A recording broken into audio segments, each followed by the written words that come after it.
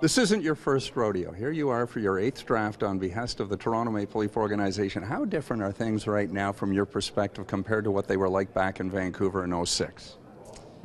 Oh, they're a lot different. I think, making the playoffs, and I think that first round of the playoffs was a great learning experience for us. I think, you just look at our organization. We've come a long way, and I think back then, we were coming out of a different structure with the league, the way things were run, or not the way things were run, but the ability to grab free agents and just spend a lot of money was gone. And previous to that, we didn't have a lot of picks, we didn't have a lot of prospects. So it's been a journey, but I really feel good about where we are right now.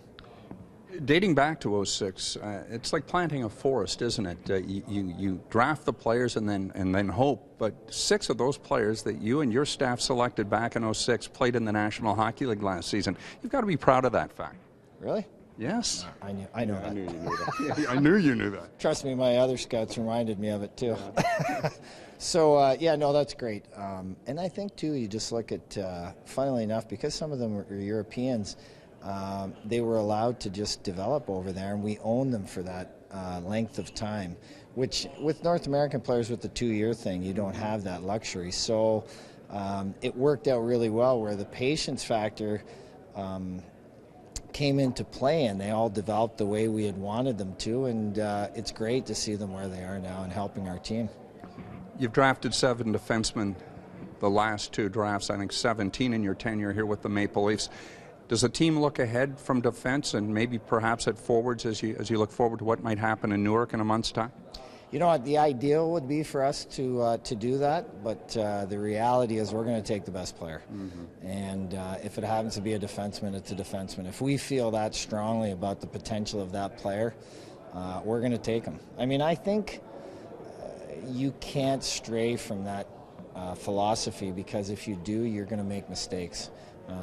Especially if there's a certain amount of not chance, but it's not an exact science. So if you just happen to get this player, and be it a defenseman, at the right times, at the right situations, and you feel that strongly that they're going to be an impact NHL player, especially higher up in the draft, you have to take them, because then you've got an asset that's going to be valuable to 29 other teams. And as a business, that's the way we have to look at it.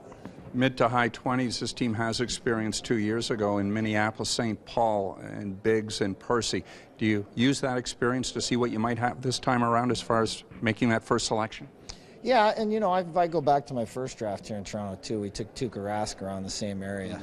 Mm-hmm. And I think that, we will draw experience from that draft back then.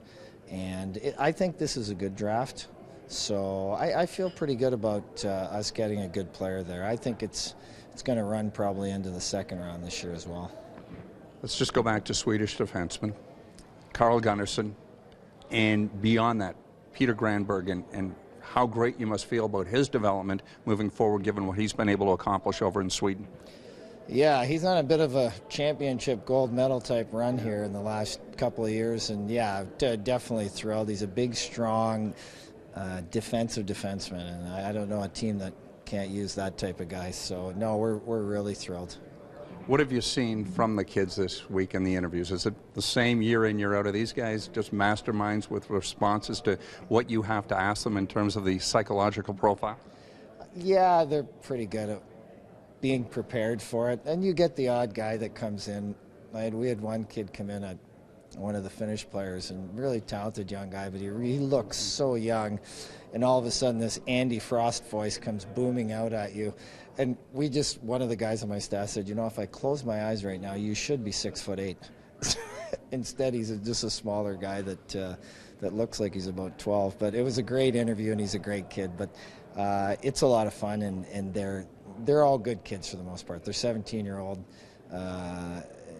kids becoming adults that just need to mature.